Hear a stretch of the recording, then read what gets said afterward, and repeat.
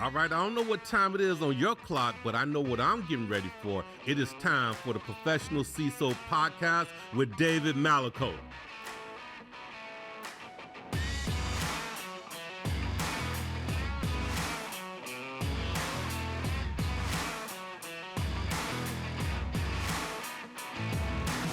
All right, gang.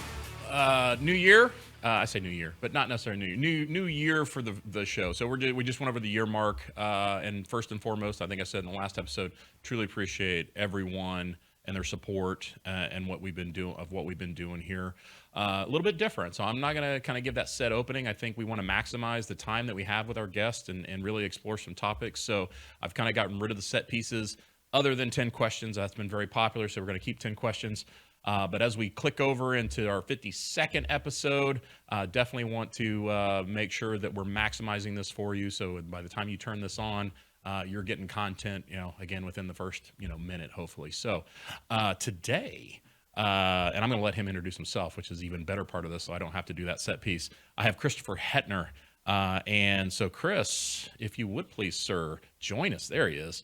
All right. So want you to introduce yourself to the audience and then kind of give us that 1 to 2 minute. When did you first get connected into technology, maybe even cybersecurity? Everybody likes to hear that story from everybody. Like, when did it first hit you? Were you single digits in age? Were you like in high school, college? Like, when did tech hit you? And then kind of talk us through to today. I appreciate it, David, and appreciate the opportunity. So I've been in the technology and I would call it information security arena since the early 90s. I was actually an undergraduate student studying criminal justice and computer forensics, believe it or not, back at 1992 to about 94 at John Jay College of Criminal Justice in the great city of New York. And really the whole premise behind the program was just understanding the intersection between criminal behavior and the use of information technology or computer systems. Segue there to the data center business. So I built and operated a handful of data centers here in the New York area, mostly supporting financial services. Was built a security operations center. I was what I would call a Cisco gearhead during the late 90s or the dot-com boom, and went from the data center directly to Wall Street. And so my first role in Wall Street was with a large bank, as you may all know, Citigroup, very large operation. I ran technology risk management, cyber, regulatory programs for their corporate investment banking division. So we had teams covering our capital markets businesses, our equities platforms, fixed income, M&A due diligence on investment banking, transactional services. Went from a highly regulated environment during the financial crisis and pivoted to another fairly highly regulated, newly regulated entity called General Electric's Capital, GE Capital, where I ran their cybersecurity program for right about 5 years. About half of that time, towards the tail end of my tenure, I was the global chief information security officer at GE Capital. So we were fairly substantial financial institution. We had about $500 billion in assets across 60 countries, 120,000 employees. And my team's mission was to take a highly fragmented program across these 60 countries into a unified framework where we balance the centralization of cybersecurity technology services with allowing the business to operate while meeting more of a centralized view and visibility and governance across the program globally. So that was quite an interesting tenure. I always joke that's where I lost all my hair and decided to just shave it off and pivoted from the traditional corporate role and made a swing into management consulting. So it was at Ernst & Young within their financial services practice. I spent a couple of years there. A couple of years at Marsh McLennan Company within their risk management practice, and unique opportunity surfaced right around 9 years ago to go serve as senior cybersecurity advisor to the U.S. Securities Exchange Commission within the chair's office. So I worked under both Mary Jo White, under President Obama, and under Jay Clayton under President Trump, and also did some advisory with the U.S. Treasury Department, Homeland Security, essentially aligning how we think about the cyber threat landscape, all the downstream risks that may impact our U.S. capital markets and our securities markets, which, by the way, our U.S. securities markets right around $100 trillion. So it's literally the lifeblood of our economy and our national security. There's a reason why the U.S. Treasury Department is right next door to the White House, and did that for about 4.5 years. And one of our hallmark contributions to the cybersecurity community and the boardroom community and the CEO is how do we strengthen more of a business-aligned governance approach to cyber, and how do we think about disclosures on cyber events that may materially impact me as a company, how may that impact the investor community, visibility around how you govern cybersecurity, and what's the connective tissue between the technology teams and the board. And now back in the private sector, largely operating as a cyber risk advisor to the National Association of Corporate Directors. We have a portfolio of about 24,000 members. And in that capacity, we've got programs around certifications. We have a program with Carnegie Mellon. We've got various types of local regional chapters, about 20-ish or so around the country. And we also recently launched a cybersecurity risk management and governance program, where we're addressing the gap between the deep technical talk on cyber and what it means for business operational excellence and resiliency at the board level. So that we recently launched a couple of years ago. And I sit on a number of boards. I do some cyber investments and advise not only boards of directors directly, but also companies that are trying to advance their capability and ensure that they've got alignment to these business requirements. So it's great to be here, David. I really appreciate the opportunity. I appreciate you coming on. I mean, I would certainly say, hearing your background, you're kind of a unicorn of sorts. My brain initially went to, from the NACD perspective, what does your day-to-day look like a little bit? Can you give the audience a little bit of that flavor? Yeah, so the NACD, so I have the cyber risk advisor across the national platform. I'm also on the board of the Connecticut chapter. And a lot of this is just engaging with board members, CEOs, general counsels, and CISOs to make sure we're all on the same page. We align many of our capabilities and offerings to our community, to both the CISO, the enterprise risk level, and the boardroom. Some of this is, hey, Chris and team, can you come and brief our board on the latest types of cyber threats? Now with the introduction of AI and agentic AI, agent-based AI automation, that's becoming now a theme and discussion on educating the board. And we go beyond that. A lot of this is, hey, me as a board member or a CEO wants to know, how are our peer groups performing? Where are the most likely threats occurring in our industry segment that we reside in? Where are the most prominent losses in terms of, whether it be ransomware, business interruption, IP theft, data loss, et cetera, et cetera. I mean, the list goes on. You're going to accumulate a fairly large, I'll use an analogy, a fairly large bar bill at the end of the day as these events continue to fester. And so companies are taking hundreds of millions of dollars in write-downs, if not billions of dollars. So a lot of what our platform does is to help translate those exposures to downstream operational business and financial risk exposure, combined with risk reducing strategies. So that's a lot of what I do for the community at whole, and we've got a fairly robust program in terms of delivering fairly successful capability. That's really moving the needle, to be quite frank with you. And so, are you the only one of these for the NACD, or do you have peers around the country? We have, so within each chapter, we've got technologist AI executives that are either on the board or in the community. And so we have a fairly rich set of individuals. We have partners that we pull in to facilitate discussions, and we do all types of webinars and tabletop exercises as well.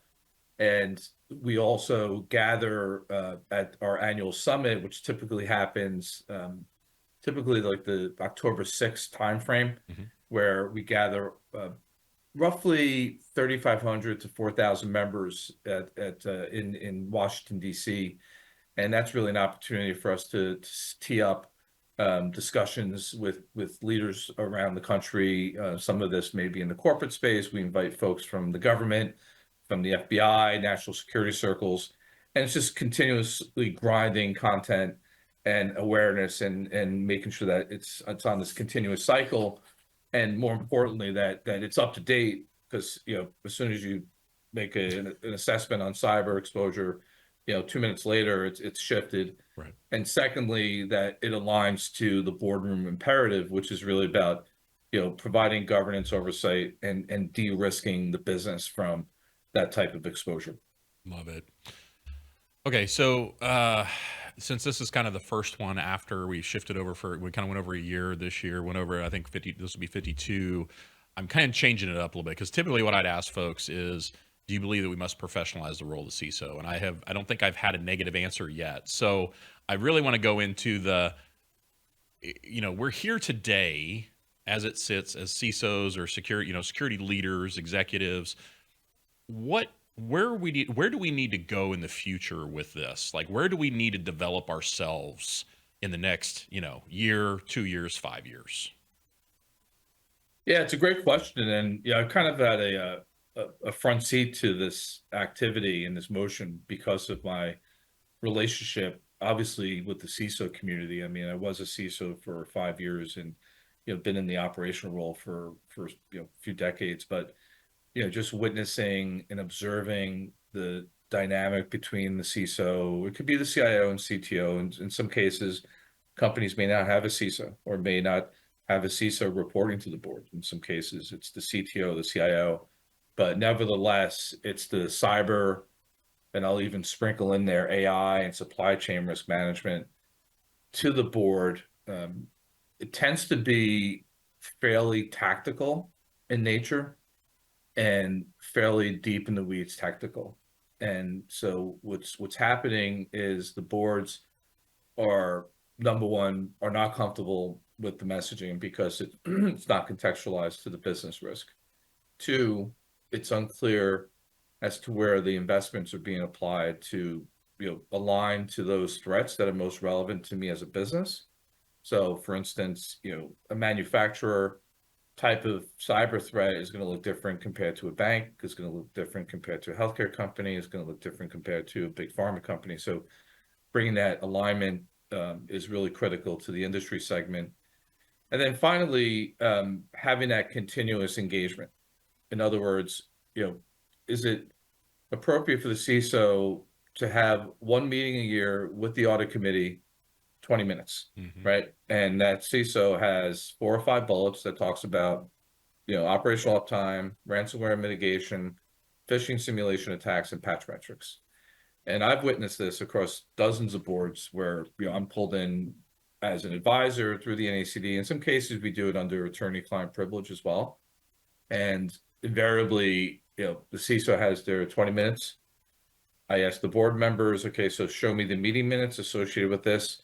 And in many cases, there isn't any minutes associated with the engagement. And so there's no continuous dialogue and chatter. Now, I won't make a blanket statement. I would say for the highly regulated institutions, the high risk institutions, whether it's in, defense industrial base or in, global significantly important financial institutions, in the banking space, I mean, they've got that rigor in place. They're looking at operational risk management. They've got quarterly updates. So what we're looking for is to improve the substance between the cybersecurity function and the board, the frequency. So an annual update is insufficient. In my mind, it should be at least quarterly, and then alignment to the right committee. In some cases, the audit committee is not ideal because they're overwhelmed with examining the inner workings of the financials. I mean, I've sat within many, audit committees, and I've spent hours pouring through 200 pages of financials before we even get to the topic of cyber. So, does it deserve its own home within the board that can really focus in on cyber? and technology risk management. So is this a supply problem or a demand problem or a combination of both? It's a great question, David. It's a combination of both. I mean, on a broad basis, we've got a supply issue, just whether it be a CISO or an analyst in the SOC. And then on the demand issue, I mean, gosh, with the introduction of AI, agentic-based AI with these agents that are going to drive automation, the adversaries now using AI to execute more effective attacks. It's going to drive from both directions. And one of the trends we're seeing, at least from my viewpoint, within the business lens, which is board level, CEO, general counsel, CFO, that are day-to-day running the business, they're increasingly seeing a disconnect between the cybersecurity teams and their purview. In fact, I would say on average, the last 4 years, we survey our members across the NACD, about 70% are still uncertain, unclear, uncomfortable with the level of reporting and visibility and the deployment of capital. And so we're seeing seasoned CISOs that are top of their game, 30-year plus professionals. They've been on the business side, they've been on the technology side, they can communicate effectively, they got credibility.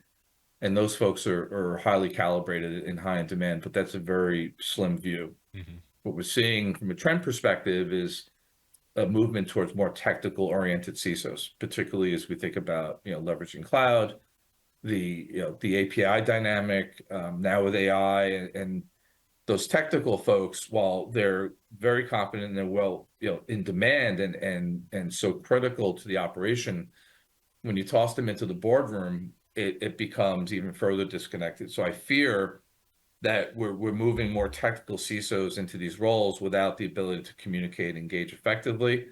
And quite frankly, maybe they just don't have the desire to do so, and or they just don't have the tenure.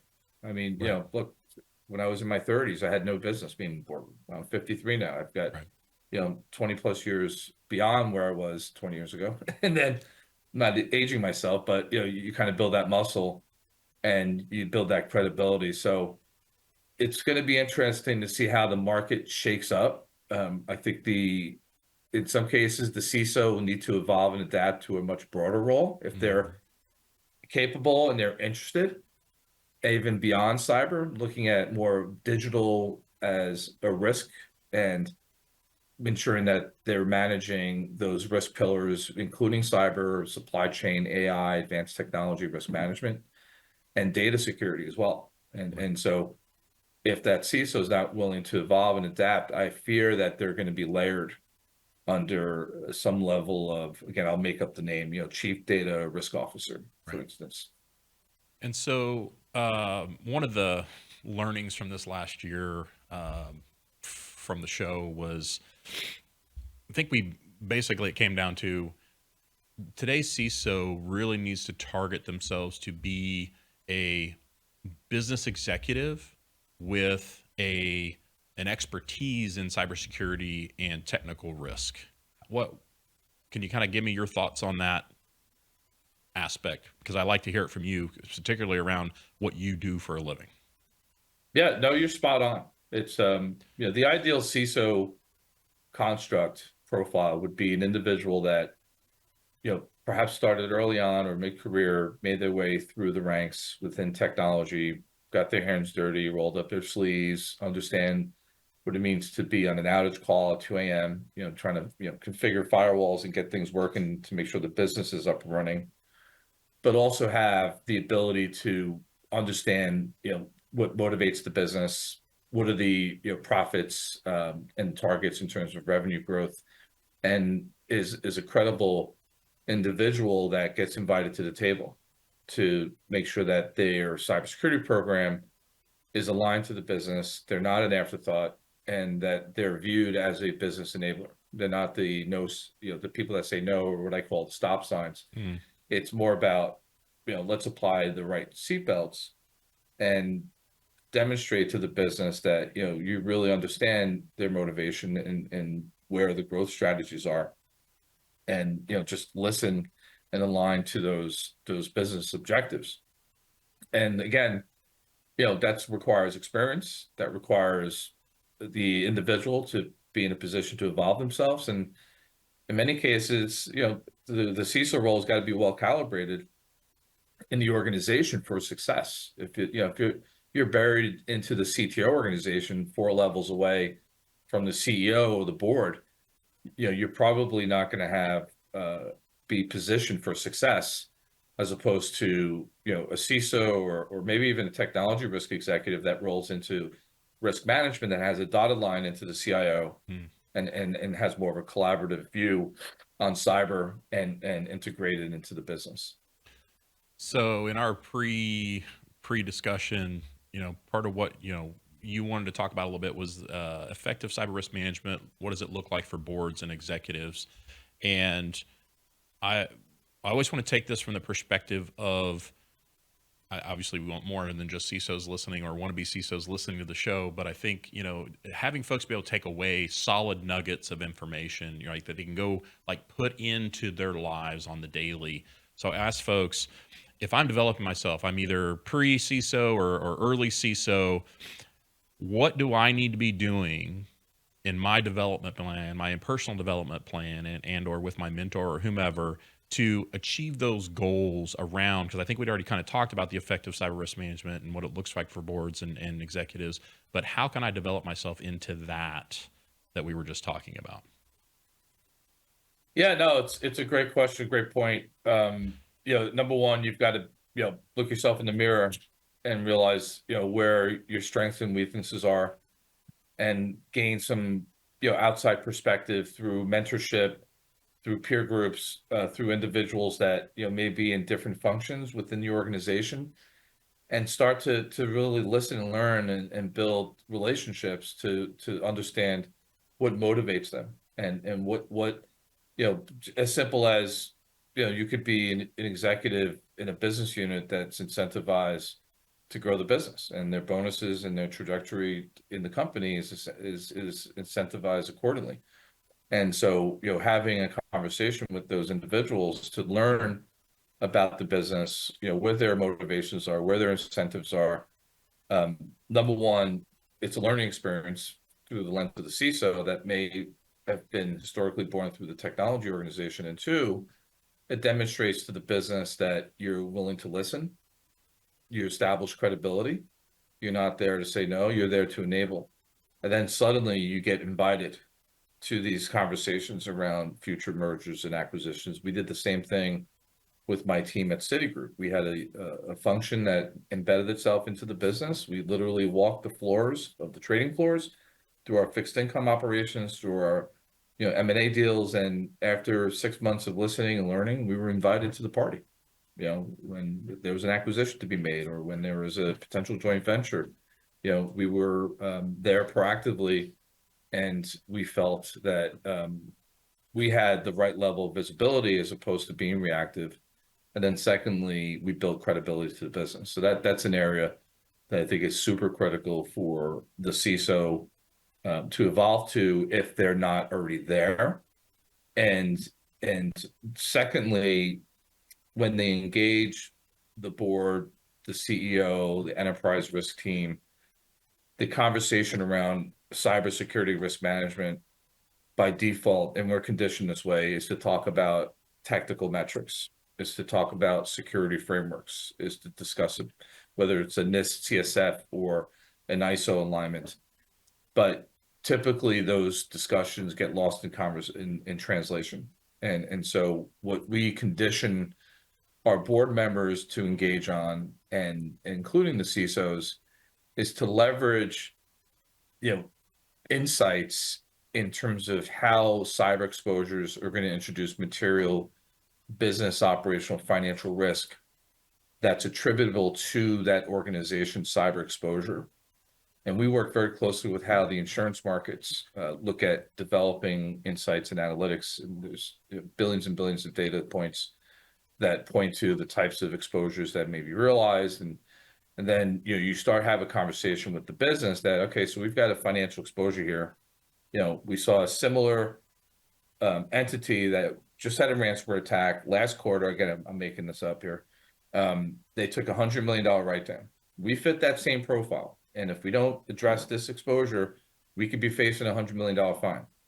And say that, okay, so how do we mitigate this, Mr. or Mrs. CISO? Well, here are the threats that we're facing as an industry. Here's the most likely causes of financial losses to the business. And I'll caveat this, David. This assessment and projections should not be borne by the CISO. This is where you've got to develop the muscle and tissue and relationship with the lines of business, with your CFO, with your chief risk officer, with your general counsel to say, hey, we collectively have derived at these exposures. It's not just me as the CISO ringing the alarm bell, say, hey, we got a potential $1 billion loss here. This is a collective unit. And then, okay, so what do we do about this? You just raised the alarm. You just raised the red flag, potentially facing a $100 million write-down. What do we do about it? Well, this is where you've got to have sophistication in your cybersecurity program to gain insights in terms of those cyber controls, those investments that are aligned to mitigating business risk. This should not be a pet project of $10 million to generate some AI capability. If it's not de-risking the business, you're wasting your time and resources. And then, of course, there's a pivot towards cyber risk transfer optimization, cyber insurance.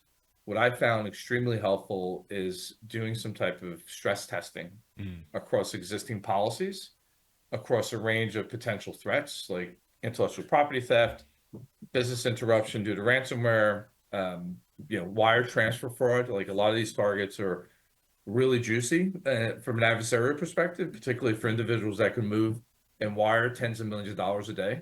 And stressing these policies with the enterprise risk management team so that everyone's on the same page and everyone understands, okay, so we potentially have this scenario.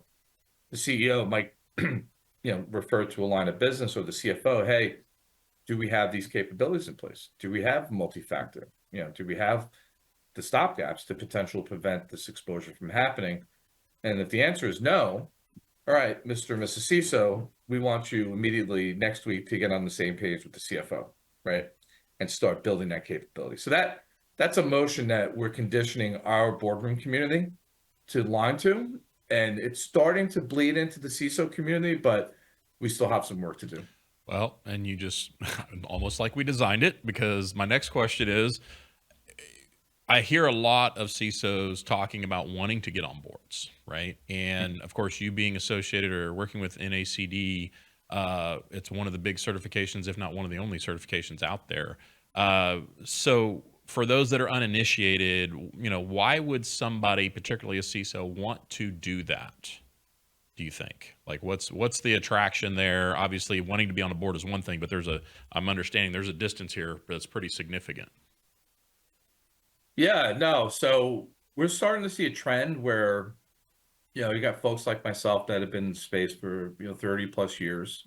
We've been in operational roles, we've been in CISO roles, we've been in advisory roles, and we're attractive because we can speak the business, we can understand the inner workings of the business, and we also understand the technology. So there are a handful of CISOs that are taking board seats. They're pursuing the NACD certification.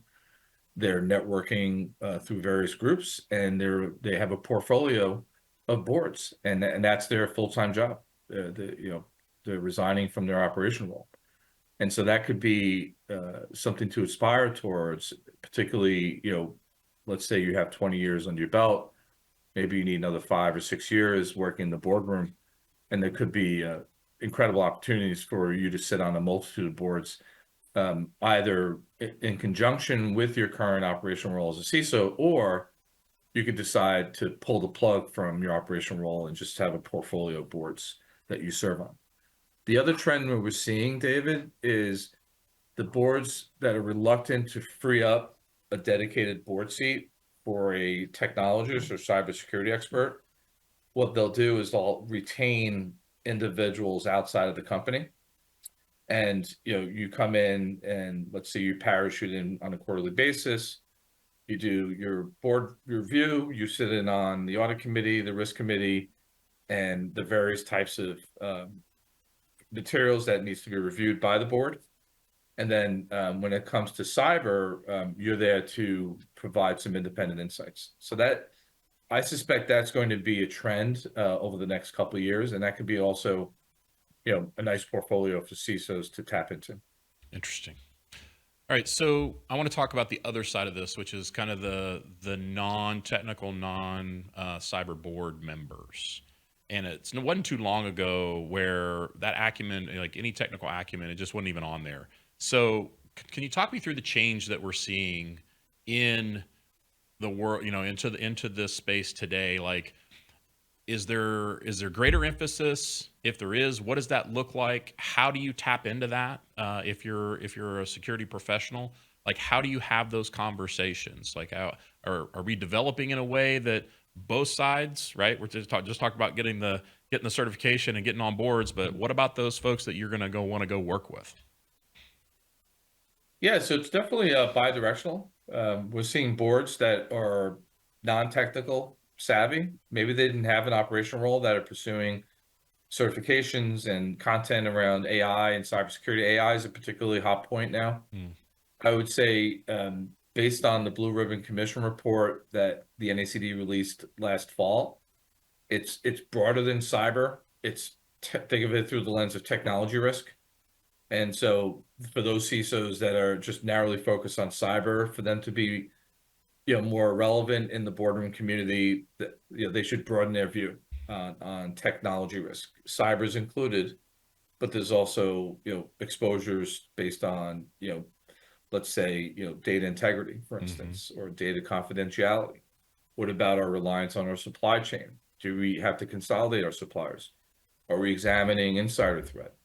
Do we have proper controls for insider, misuse of data, misuse of systems? That tends to be highly problematic and can introduce material harm to companies. So I would counsel the cybersecurity community that are looking to kind of, be more relevant and connect with the boardroom community as a whole, is to kind of broaden that view and look at this as a broad base of technology and digital adoption. How does the adoption of digital cloud services, we're seeing right under our feet, agent-based AI platforms being developed, and the businesses are going full throttle.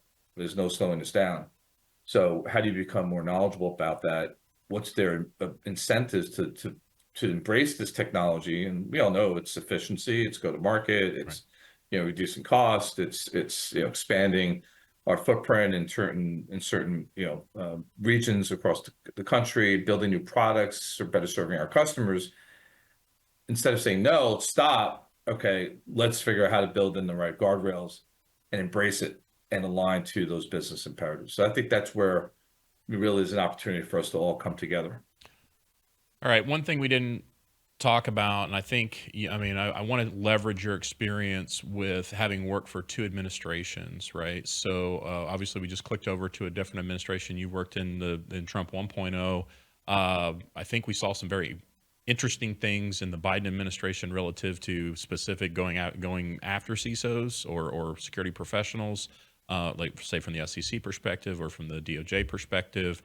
Can you talk a little bit about your experience and kind of the change, what we may be able to expect, again, from maybe historical perspective in this next coming 4 years with this administration, and what cybersecurity professionals probably should know or think about moving forward in the next few years? Yeah, no, they definitely should be aware of the shifts that are occurring in terms of our cybersecurity policies, particularly within CISA, DHS, the regulatory landscape, whether it be the SEC.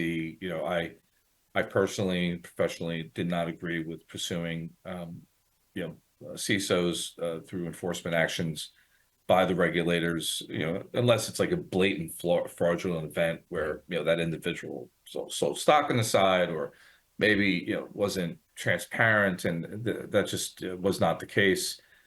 I would say based on those learnings with DOJ, SEC, it's super important for the CISO to have buy-in and engagement at the CEO level and the board level, and driving that engagement in such a way that you have the right level of support to insulate yourself from potential, legal action. In some cases, you may want to ask for D&O insurance if that's even available. There might be some policies outside of the company that you may want to pursue to protect yourself. Document everything. Make sure that you provide full transparency around your risk exposure. And as stated before, follow the playbook. What we're embracing around the NACD, it's about de-risking the business. If you have $50 million deployed towards cyber, it should not be spaghetti against the wall and let's see where it sticks. It's got to be very precise in terms of vendor selection, services selection, and buy-in to make sure that it aligns to de-risking the business. Now, if we look at the Trump 2.0, we've already heard signals by the new DHS secretary that we're going to see a leaner, more focused CISA organization. And it's going to be focused more on critical infrastructure protection. It's going to be continue to focus on supporting .gov in their cybersecurity capacity. And through that lens, I would encourage CISA to start, strengthening their engagement with the owners and operators of these critical infrastructure entities, which, by the way, is largely owned and operated by the private sector, which means that they're largely focused on profit and growth. And that language and lens through cybersecurity needs to be aligned to those owners and operators at that board level. And so we're through the NACD, we have a bunch of handbooks. We've collaborated with CISA and DHS on this, and we'll continue to collaborate and drive more of a alignment of. And there's a rich set of technical data that CISA drives towards in terms of mitigation measures and studying the various types of attack patterns, what's working, what's not. From a mitigation perspective, how do you prevent, if there's no pure patch for a particular vulnerability, they've been creative in terms of compensating controls, and that's all wonderful. But you're dealing with the underbelly of these organizations in whether it be the analysts or the SOC, and you've got to elevate that messaging upstream to the CEOs and the board. Say, hey, because of all this exposure, you have potential ransomware risk where it could take you down for 2 weeks, and as a result, may cost you a couple $100 million. Here are some risk mitigation measures that we can apply. And so I think CISA as an organization will continue to evolve to messaging upstream to the non-technical or non-cybersecurity executives in the C-suite and the board to make sure they're fully aware of the risk exposure to their business and their operations. Excellent. Well, it's time. So we like the human side of this a little bit. So obviously we've gone into all the nerd stuff, so to speak. We're gonna get a little touchy feely here for a second. So I always call this the 10 questions with Chris Hetner. It's the Rorschach test, but with words. Chris, what's your favorite word? It depends, but lately it's been just hanging out with the family and my friends, and in some cases I'll just drop the "Hey, bro, how are you?" Bro, love it. What's your least favorite word? No. What area of your work do you find most interesting? The challenge, the grit, the ability to impact change and not operate within the norm.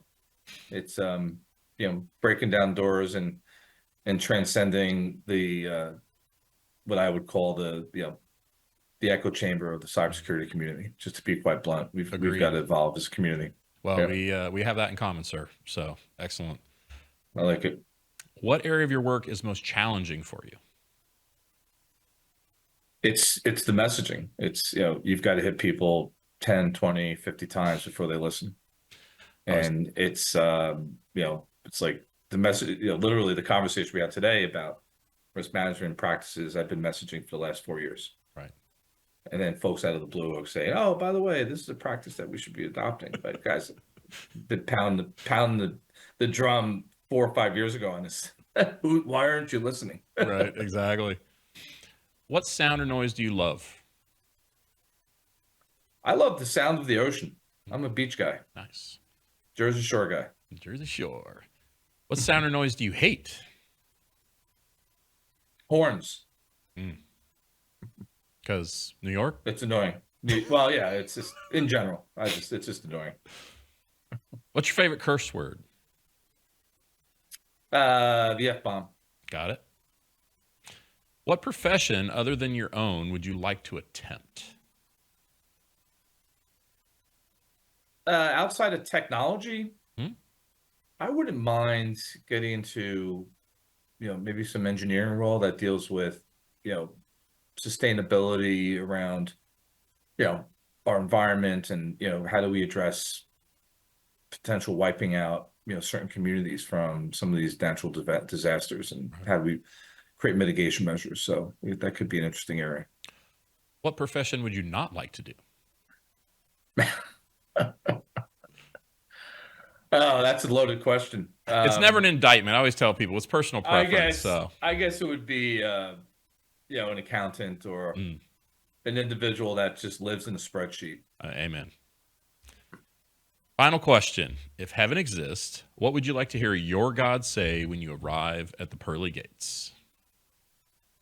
Thank you for your service and your mission and your passion and your love for humanity and what you've done for your family. And hopefully you've imparted that across your family and your community as a whole.